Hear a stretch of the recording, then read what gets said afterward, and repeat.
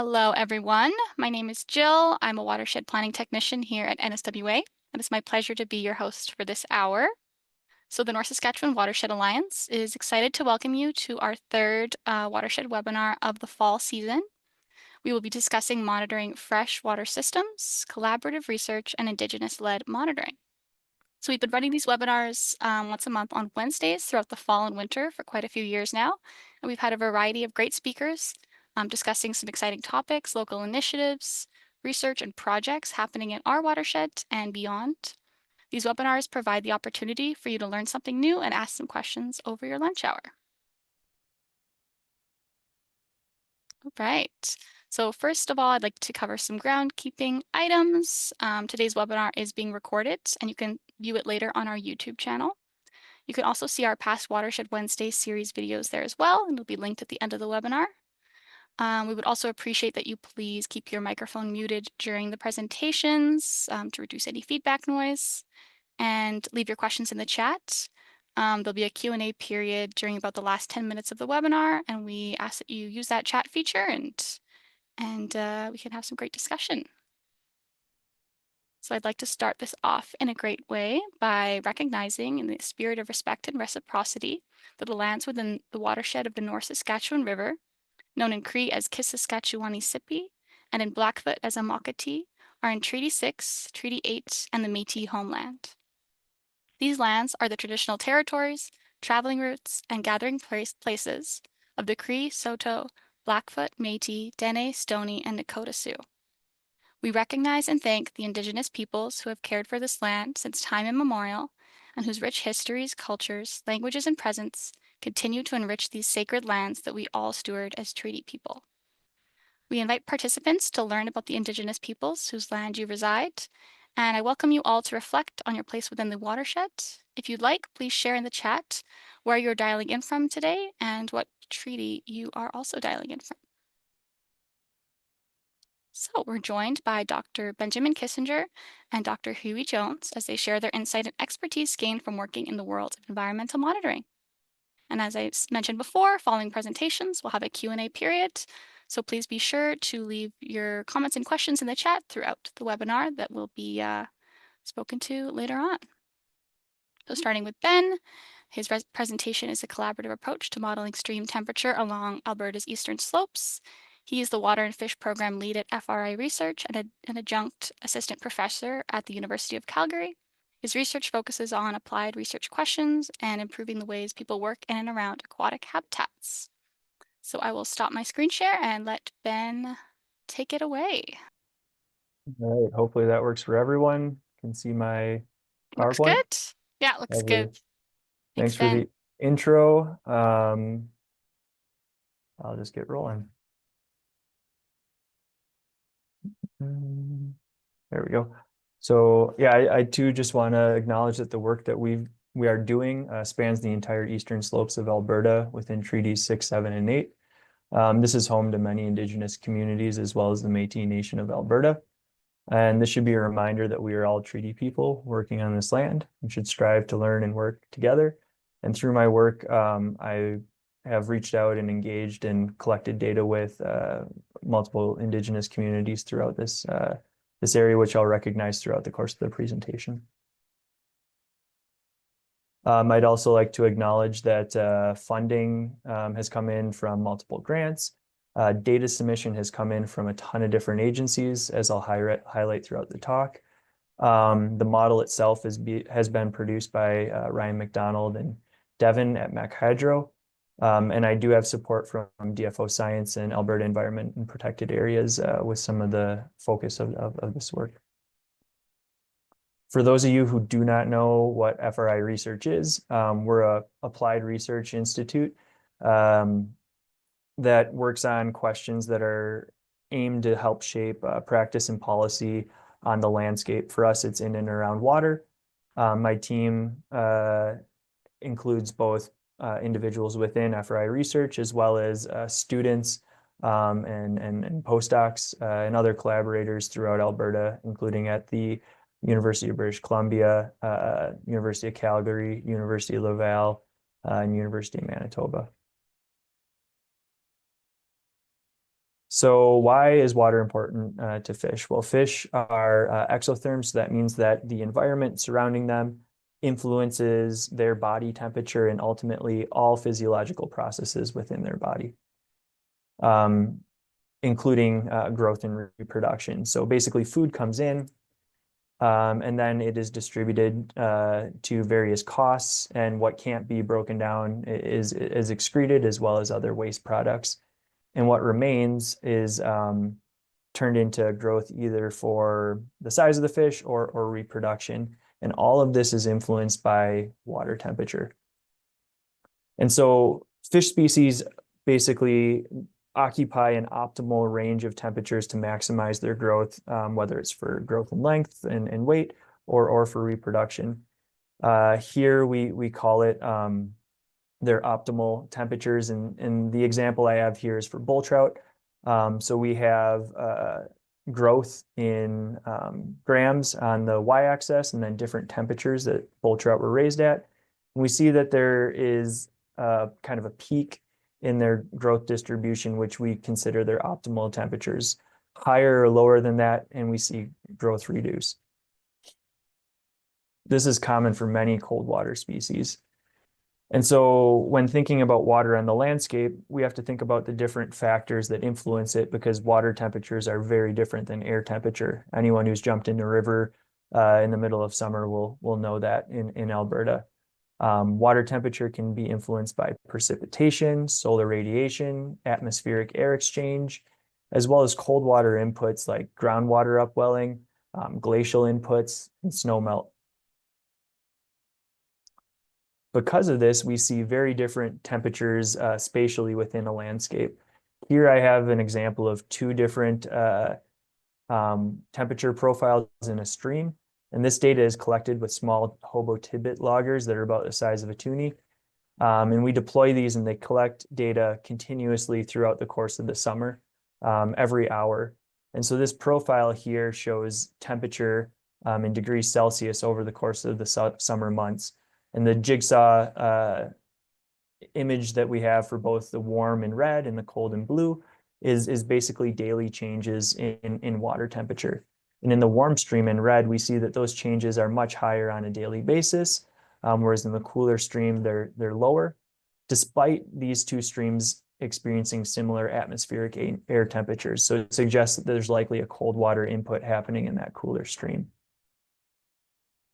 And when we overlay that optimal temperature for bull trout on top of there, we see that that warmer stream is above that optimal temperature for large portions of the year. And even on a daily basis, it could be above and below it, whereas the cooler one is either within or below those warm temperatures. So when looking at a watershed, it can help us predict where we'd most likely see cold water species like bull trout and understand where this critical habitat is for them on the landscape. We also focus on the month of August for most of our data analysis, and that's because August is typically the warmest month of the year with the lowest flows. So July can be quite warm as well, but typically we're still seeing some snow melt inputs or big rain events that keep flows higher. So we focus on August for a bunch of our analyses, and I'll be using that throughout the rest of the talk.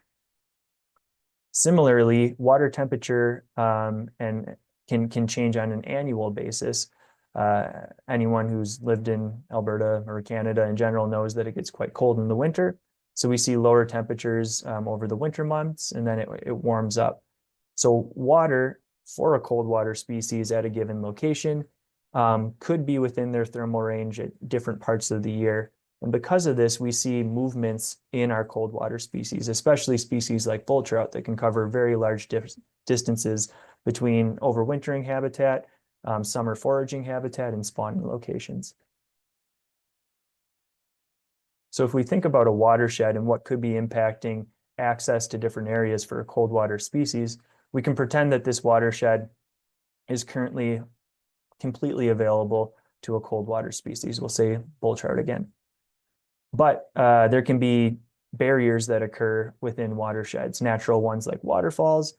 This could also be hanging culverts or dams that get installed that limit the ability to access cold water habitat higher up in watersheds. Similarly, as air temperatures warm, usually they warm in a downstream up fashion. And in doing so, they can cut off access to connected tributaries, resulting in an ever shrinking amount of habitat that's available for our cold water species. So why is this important? I try to hop back into that applied lens and think about what could be used for a fisheries manager. And so understanding where optimal habitat for our 3 listed cold water species is really important for listing or for recovering them. So currently Athabasca rainbow trout, West Slope cutthroat trout, and bull trout are all federally listed as species at risk within Alberta.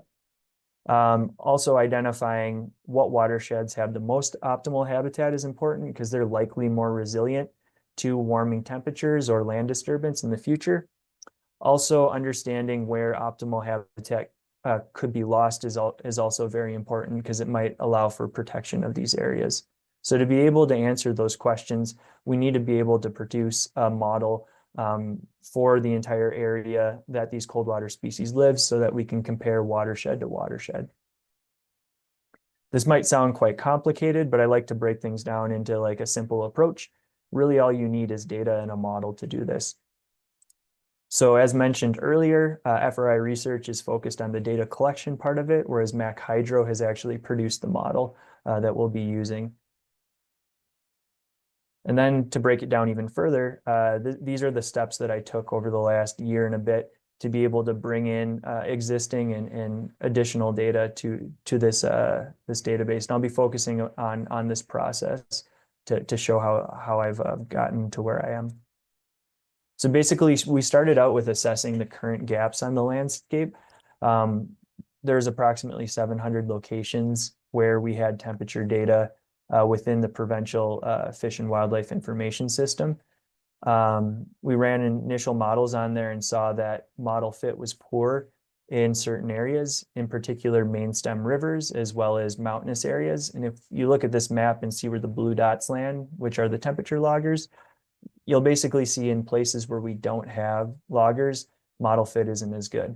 And the reason why we don't have many in main stems is with high flow events, it's very challenging to keep temperature loggers in water. And on this map, you might be like, oh, I know that temperature loggers were collected in certain places, but we also didn't see some of this data making it into the FWMIS database. So that leads to step number 2, was reaching out to different stakeholder groups who might have temperature data and saying, hey, do you have temperature data? Could you incorporate it into this database that we're creating so that we can produce a East Slopes wide model? And some big data gaps were in the national parks, and they've done a good job of collecting data, and we've brought that in, as well as reaching out to basically anyone I could think of that might be collecting data. So regional biologists, WPACs, other NGO groups, academics, and pulled in the data through that way. And then in other areas, because a lot of people have loggers, I said, hey, could you deploy temperature loggers on our behalf? And submit that data in the future in places that we have data gaps. So the easiest way of filling data gaps is to go to road accessible sites. And basically what we did was identify areas where rivers intersected with roads and tried to prioritize putting out approximately 5 loggers at per hydrological unit code 10. This allowed for a good spatial distribution and coverage. And they're quick and easy to put in. The alternative is going by helicopter, and we did do some of that, but it's much more expensive. So this is just a bit of a chronological description of what has happened to date. So we started out with approximately 700 unique locations. And so I say unique because some of them have multiple years worth of data.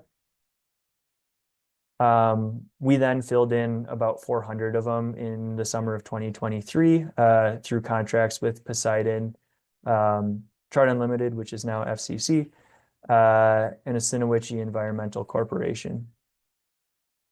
And those are in yellow, and you can see we did a good job of covering the entire East Slopes.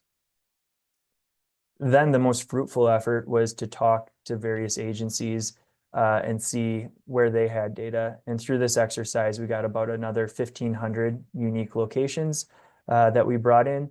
some of which had data that span 30 plus years, which will be really, really helpful for looking at climate change predictions. So in total, in our first year of doing this work, we added approximately 1,900 new locations. And we continue to get new data in on like a monthly basis. So this number continues to change.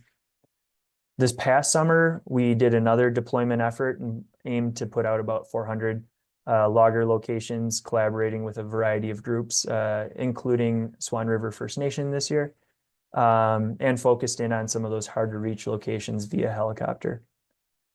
We even had a guy named Don reach out and say, hey, how can I help? And we're able to set him up with some loggers, which he deployed at some of his past favorite fishing locations to learn a little bit. So this approach can be pretty simple.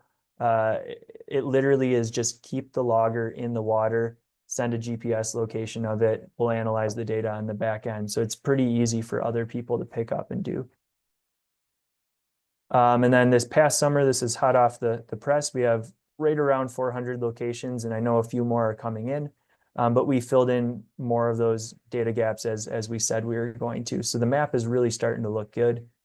We're now at the next phase, which is QA/QC, which is probably the most important part of this. Getting good data coverage is really good, but if it's not in the water, that data is useless. So using our flagging process to identify time periods when it might be out of water and then removing that data is time consuming, but really important. And we're probably about 60% done with all the locations we have. After this, we rerun the model, and if we're feeling good about it, then we can start talking about those management decisions. If not, we add more loggers.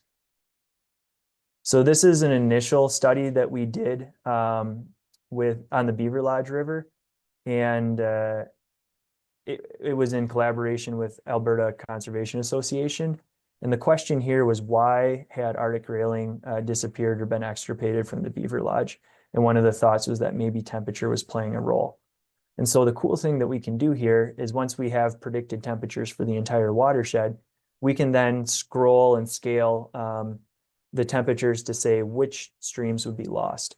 So in this figure, we have the entire predicted temperature map with warm colors in yellow and orange being warmer water, and the darker colors in purples and pinks being cooler. Ranging from approximately 0 to 22 degrees Celsius on average for the month of August. When we scale it down to the temperature range of bull trout, which is 15 degrees and lower, we see that many of these streams start to disappear. So not surprisingly, bull trout are not observed frequently in these watersheds. As mentioned, the focus of that study was on Arctic grayling, so we could do the exact same process there. Arctic grayling have a slightly higher thermal capacity and optimal temperature. So we see that there are more streams in green here that would be optimal for that species, but much of the main stem river in the month of August no longer fits the thermal abilities for that species, which might explain why they're extirpated from this area. So it's tools like these that we've developed that I think can really help with prioritizing where recovery actions happen and understanding why species might be lost in certain areas. So I had my staff pull together some information on the North Saskatchewan, since that's what we're talking about today. Here, with help from a variety of different agencies, there's been about 334, not about, that's we have in our records, logger deployments. These data span 7 different years, ranging from 2014 to 2024. And the data collection has come from a variety of different agencies. So if you're looking at this map and thinking, how could we help? How could we fill in data gaps? Well, you could reach out and we could identify locations where additional information is needed. Within the eastern slopes of Alberta, we have pretty good spatial coverage in this drainage, which is great. And so hopefully we'll have a model produced this winter that can provide some good information for managers, WPACs, anyone interested in this area. Before I end, I want to do a quick plug. fRI is also leading an Alberta native trout science workshop in Calgary in February. We have an Eventbrite page on it. I can throw the link in the chat. At this workshop, we're hoping to talk about topics like I just discussed here, as well as other things that are limiting native trout recovery in Alberta to come up with collaborative solutions to fix the problem. So I think this slide is not doesn't have purpose right now since the question period is going to be later on, but this just is another figure showing that transition from about 700 to almost 3,000 locations in a course of a year. So at this time, I will not take questions, but I'll take some questions in a couple minutes. Thank you. Yeah, our second presenter, he's a postdoctoral fellow in the Institute for Resources, Environment, and Sustainability, the Eco-Hydrology Lab with Dr. Mark Johnson. His work focuses on using plant, water, soil, and meteorological techniques to understand the impact of climate change and land resource management on function and sustainability of agriculture, forest, and aquatic ecosystems. He's a community member and lead research scientist for Alexis Nakota Sioux Nation and project lead of their Climate and Lakes project, and founded the Wakâ Mne Science and Culture Initiative, which he will be speaking on today. So take it away, Hughie. Thank you for joining us. Yeah, thanks everyone. It's great to be here today. My presentation will be a little more meandering than Ben's, which was nice and concise, but I think I can explain why that is. First of all, I just want to thank my team at Alexis Nakota Sioux Nation for their great support. You know, we've had the great opportunity and privilege of hiring some of our own band members to do some of the work that I'll talk about today. And we've reached out to the University of Alberta over the last 4 or 5 years and really been able to bring some of the skill and talent from those graduates into our community. And we're able to convince talented U of A grads to drive from Edmonton to Alexis to help contribute to some of this work. So it wouldn't be possible without them. And yeah, so I want to say thank you to them. So I guess the Wakâ Mne Science and Culture Initiative is, in essence, Alexis's environmental department, and it really wasn't meant to be that. It just came to be that over time. But our vision is as follows: we will aim to become a leader in Canada for the mobilization of scientific and cultural knowledge, and we really want to move that information and knowledge in a direction that helps us learn about and protect our rights. If we have treaty rights, for instance, we have an obligation to protect land and water as Native people, so we will do that. And we ultimately need to be participants in the achievement of sovereignty and security over our water, food, and energy systems, along with our culture. So it's a high goal. We're nowhere near that. What I want to talk about is a little bit about the Stoney people of Alexis, treaties and boundaries, and then I just want to go quickly through a few different case studies, mostly which are my own interest and some things that I've come across over the years and tried to contribute to as a scientist, and then also talk about some of the work at Alexis and what our future plans are based on our experience at the Wakâ Mne Science and Culture Initiative. So yeah, I guess when I came back to Alexis, I was finished my PhD, and I guess it's been a journey of learning about my people and myself. You know, I guess I spent so much time off reserve and drifted, I guess you would say, away from my culture and my people. But in any case, this is not a this is an academic source of information, but I found it very interesting. So what I learned is that the Stoney people that are in the North Saskatchewan River watershed actually originated from the northern Mississippi. And in this paper, if you take a look at it, it's pretty fascinating, and you'll learn that the Morley Stoney natives in southern Alberta along with my people in Alexis, kind of come from the same area, and we're descendants of the Assiniboine. And it's not clear from at least this paper, but we were essentially nomadic along what you might call the Aspen Parkland or the southern edge of the Boreal for a long, long time. And it's not clear how long that is. And through colonization, we were kind of forced into the Athabasca and North Saskatchewan River watersheds. So they talk about this migration. So I thought that was pretty interesting. So we're known as the Wood Stony or the Grand Rapid Stony. And that's the origin of our people. Through the signing of treaty, and land settlements, we now have reserves, and most of our people live on reserve. We have Alexis 133, which is close to Edmonton. We have the Alexis 230, can't even remember, 232, which is in the Athabasca watershed, close to Whitecourt. We have Alexis Cardinal River, which I would call our crown jewel of our land settlement. It's in on the eastern slopes in the areas that Ben was talking about. And then we have these other boundaries, which I like to discuss, which is you have Treaty 6, which is described in the treaty and is presented in red here. You see the North Saskatchewan River watershed, kind of similar to how Jill presented it, coming through Treaty 6. You can see the reserve lands there. But then we have these other things that people talk about, which are the consultation area. The consultation area is on the right. It's represented based on the density of traditional activities that happen on the land. And it's an area where Alexis people are treated as stakeholders in development.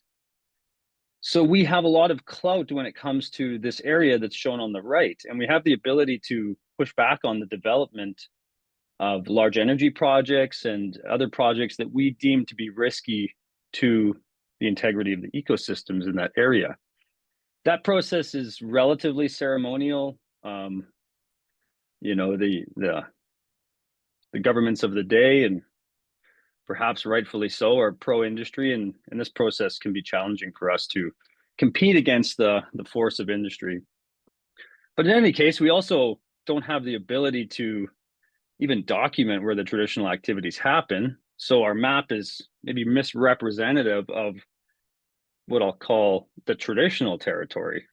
So we don't have a map of our traditional territory, and but we have all these boundaries. So it's kind of interesting, and I'm interested in working on helping the nation with these things.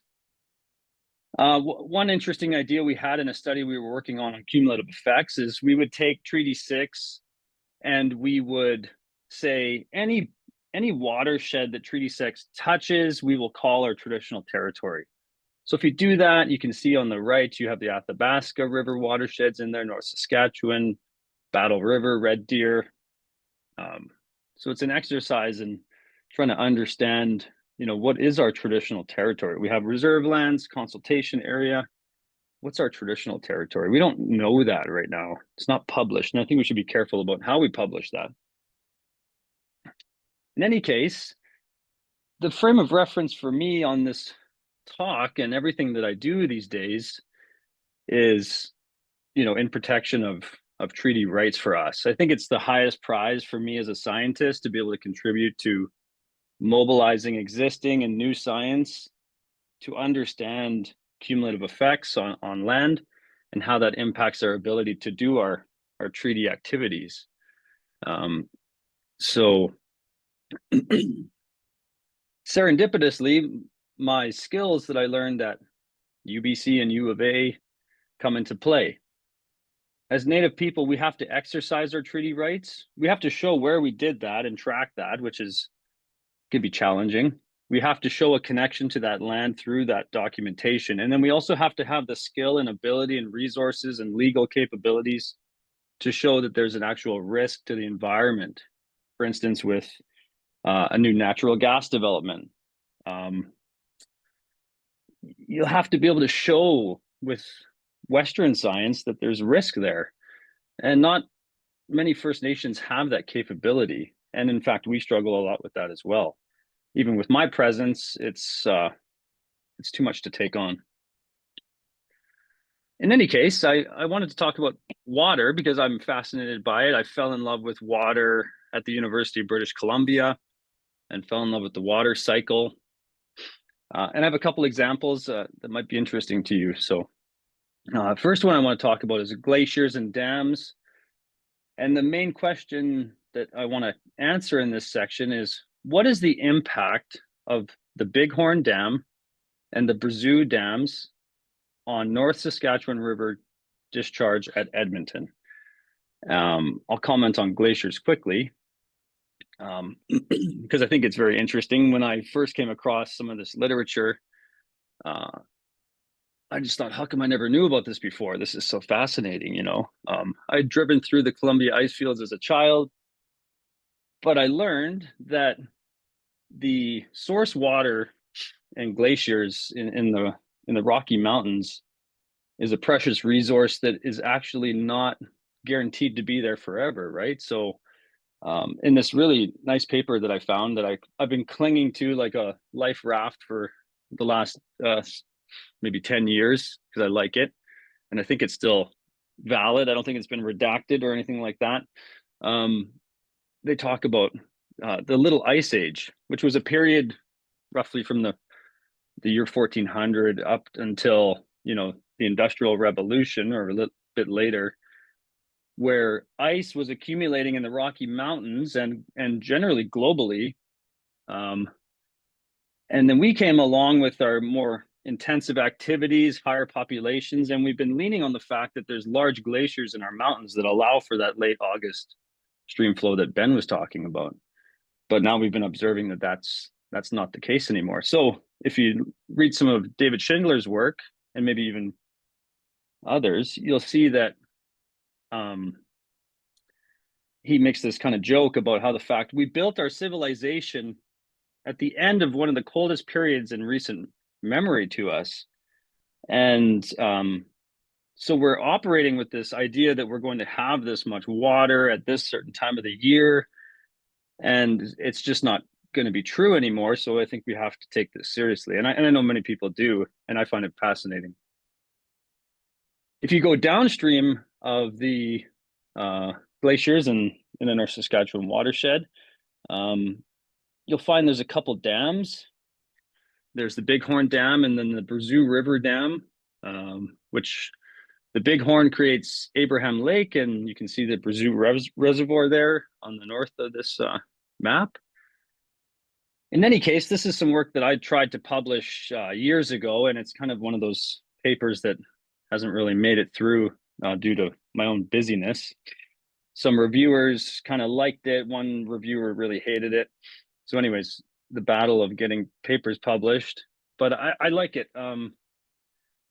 Essentially, I wanted to know if the dams were never built, what would the flow at Edmonton look like?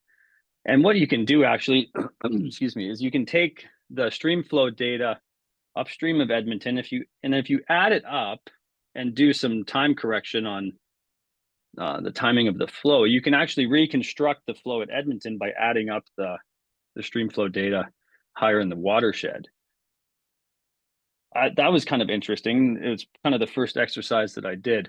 Then if you take the above stream and below stream data and you do a simple linear regression, you can actually get a kind of coarse approximation of what at least the base flow or the kind of low to medium flows will look like in relation to each other. So the flow above Abraham Lake is before the dam was directly proportional to what was flowing below the dam.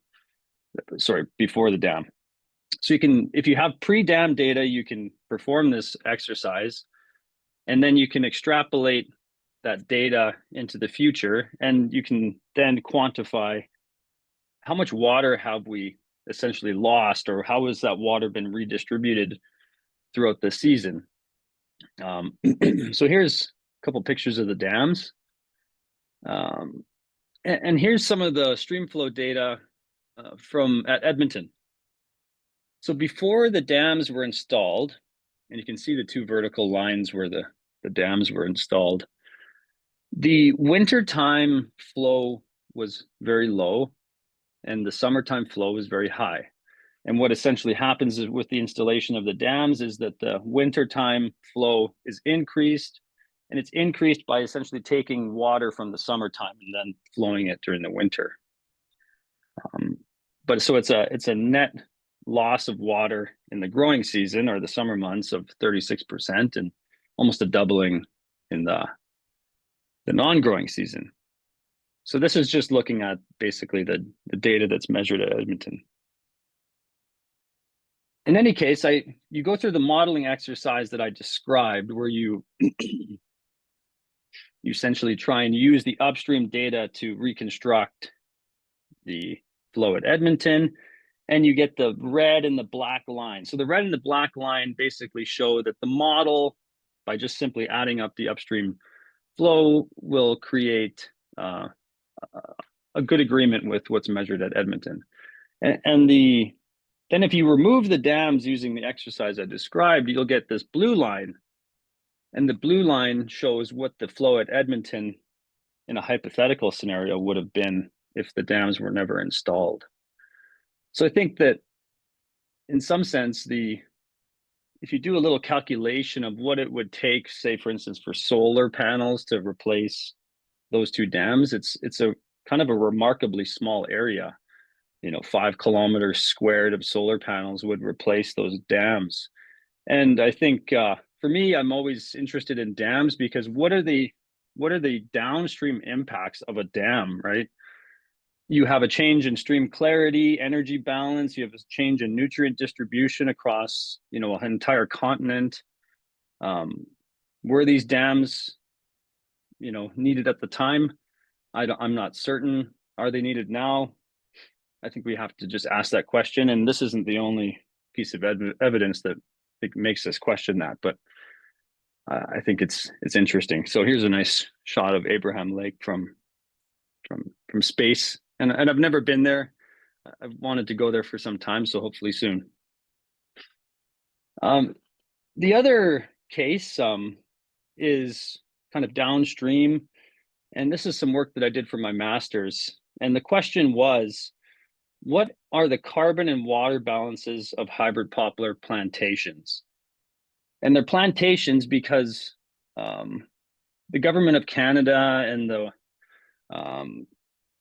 the Northern Forestry Center and Natural Resources Canada, some of the private companies like Alpac in Alberta, the Wood Fiber Center, they were interested in finding suitable land where they could plant feedstock for pulp mills. They were interested in carbon credits. They were interested in all these various things. Everybody kind of had their own eye on what they wanted these plantations for, and most of them were being considered for plantation in the Aspen Parkland, so some area between the grassland and the boreal. And so they went and did this, and they wanted to know how much carbon were they taking up and also how much water were they using. So if you have an ecosystem like this, you have photosynthesis occurring and respiration, and you can measure that. You also have a loss of water as the plants seek to take in the carbon. During the daytime, they're going to lose some water through their stomata. And you can use a technique that I learned about at the University of British Columbia called the eddy covariance technique. You need a gas analyzer in order to measure the gas you're interested in. You need a sonic anemometer, which measures 3-dimensional wind speed. And you can perform this measurement of gas exchange. How much CO2 is going into the forest? How much CO2 is coming out of the forest? You can measure the flux of water vapor as well. And so these are very fast growing hybrid poplar plantations, and that was part of the goal. They wanted to fix carbon. So this is about a year and two seasons of growth. So they grow very fast, hybrid poplar. Here's another shot from a site we had in Winnipeg. And ultimately what the data came to show, which is data that's been shown in other areas in Europe, was that, yes, the plantations grow very quickly. They take up a lot of carbon, but they challenge the balance of precipitation and evapotranspiration. So they can use a lot of water as they fix all that carbon. And then you can see in kind of circled in the red line, In the final years of the study that I was involved in, you can see those mahogany kind of colored lines that are in the negative. And that's essentially showing a negative drainage, which means that when the precipitation was low, the plants continued to use large amounts of water. So we have to consider this. And in other areas in Europe, they were showing that this was actually reducing stream flow. The final example, and I know I'm running out of time here, is the one that we've worked on, that we're working on actively at Alexis, and it's eutrophication. So when I first came back to Alexis, I was finding topics that could be of interest for me to contribute to, and this is the one. And if you read some of David Schindler's work, you'll see that he believed before he passed and left a great legacy that this is the biggest water quality challenge we're going to have in our lifetime. So we work in the Sturgeon River watershed, and we work on Birch Lake and what we call Wakâ Mne, or God's Lake, on Alexis Nakota Sioux Nation, also known as Lac Saint Anne. And there's been a large conversion over the last 100 years from forested ecosystems to agricultural, and that has consequences. So in a forest scenario, you have a kind of, not a steady state, but maybe you can call it a steady state, where nutrients coming from the land are moving into the aquatic environment, and the amount of nutrient coming off of that ecosystem is essentially relatively constant year to year. Then you come in and you have some change of the land use, and you have a change in the nutrient flow. And some of the work done in the early 2000s show that areas that were heavily impacted by agriculture in the Sturgeon River watershed were emitting 250 micrograms per liter, where previously in forested ecosystems, it was closer to 150 micrograms per liter. Here's some sediment core data that was taken by David Schindler's team. And it essentially shows that after the 1960s, the amount of phosphorus and nitrogen that was in the sediment of these lakes increased rapidly. And here's some water quality data showing relatively high concentrations of total phosphorus and total nitrogen late in the summer months. Again, just to remind you of the two lakes that we work on, we've also done some measurements to show that, I know the scales are wrong here, but the total dissolved phosphorus is almost 10 times as high in Wakâ Mne as it is in Birch Lake. And we use Birch Lake as kind of a standard lake that we don't believe is heavily impacted by agriculture. So we're building on the existing data sets. We also do eddy covariance measurements on Lac Saint Anne, and we're going to be installing more eddy covariance instrumentation on Birch Lake. So we're going to have a 2-lake comparison study. Here's some of the instrumentation we have installed. And here's some of the water balance data that came out over the last couple of years. It doesn't show a lot of, well, it's very interesting, but at the end of the day, this is the cumulative flux of water that's lost to the atmosphere, along with the precipitation. And you can see that there's a delicate balance between how much water comes into the ecosystem and how much is lost. And these numbers could grow very heavily with increased wind and increased air temperatures. So we want to keep an eye on this. Here's some of the carbon flux data. On the bottom of the screen, you can see that this is 1 day of data. You can see large negative values. The large negative values essentially mean that the lake is taking up carbon at the rate equivalent to an aspen forest that you would drive by close to Edmonton. So there's a lot of growth going on inside the lake that is associated with that increase in nutrient that's in the lake. So we have to think about how are we going to get these numbers down. And it's funny, I saw that the last seminar, which I missed, talked about this topic.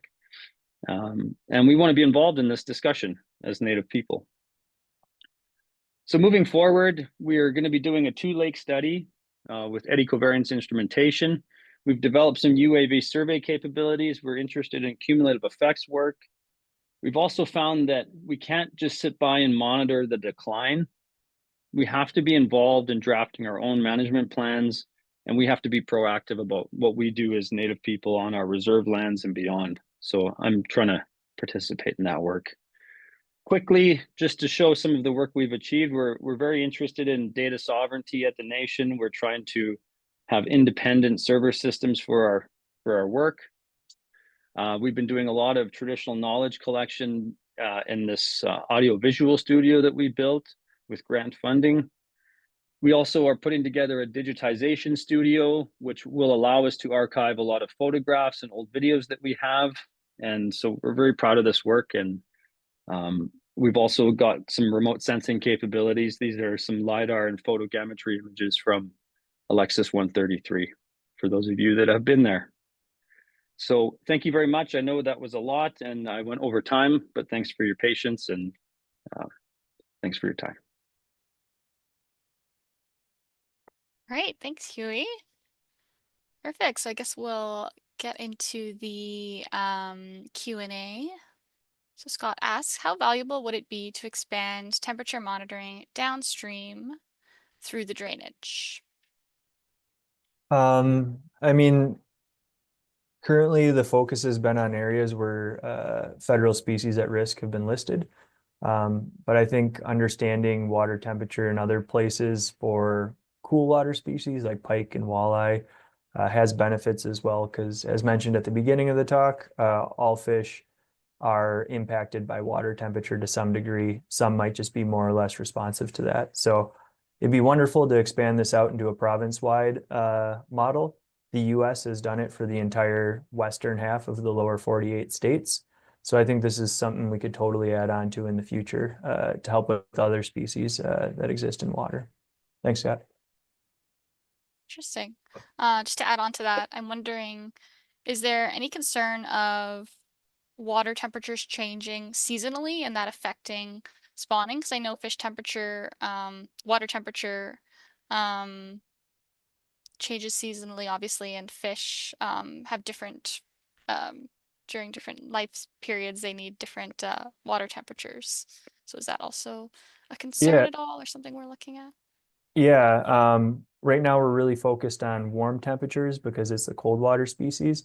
Some of our data sets do span full years. The only trouble is ice is a bugger and can really rip out these loggers in the winter. So we've been avoiding deploying year-round stuff and focusing on spatial distribution. But ultimately, we'd like to get to that point. And for various species that spawn at different times of year, shifts in temperature can play a big role in spawning success. For cold water species, that's why many of them spawn in places with groundwater upwelling, because that temperature is more consistent even if air temperature warms or cools. So that those groundwater inputs are super, super important. And for a species like bull trout that spawn in the fall, they need to know that water is going to be flowing throughout the course of the entire winter. So in areas with groundwater upwelling, there's usually open water or a more consistent water temperature coming in. And so if those are lost, then those species are hooped in those areas. So actually some of my work in the Arctic showed that winter was a limiter for spawning areas for certain species because the river froze to the bottom. So it might be perfect temperatures in the summer, but in the Northwest Territories, it actually was too cold in some places.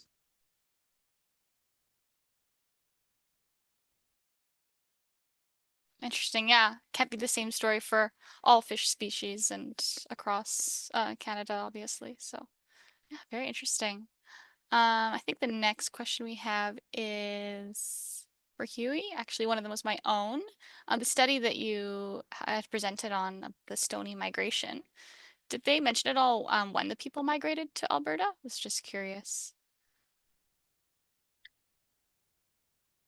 If you don't know, that's okay. Yes, I believe it was. I was just looking at it as a refresher, but I'll give you an answer, but it'll probably be wrong. I think it was between 1650 and 1750. It wasn't, kind of overnight. I gave you like 100-year gap there, or window, but it was in that time period. Interesting. Okay. And it was believed they were there long before that as well. So. Mm-hmm.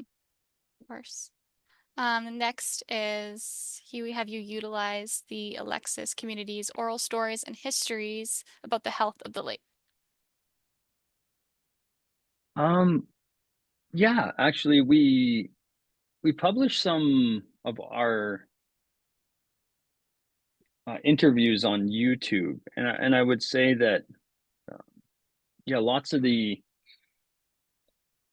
it's an underdeveloped part of our work, because I would say that how it started was the first proposal we got demanded that we do um, traditional knowledge collection. So what we essentially did is we said, well, let's buy some 4K cameras. Instead of hiring a production company to do anything for us, we'll buy nice 4K cameras, lavalier mics, and other things, and we'll go and we'll talk to elders. And those discussions were very podcast style, kind of loosely based around just general discussions. And there was some discussion about old streams that have gone now.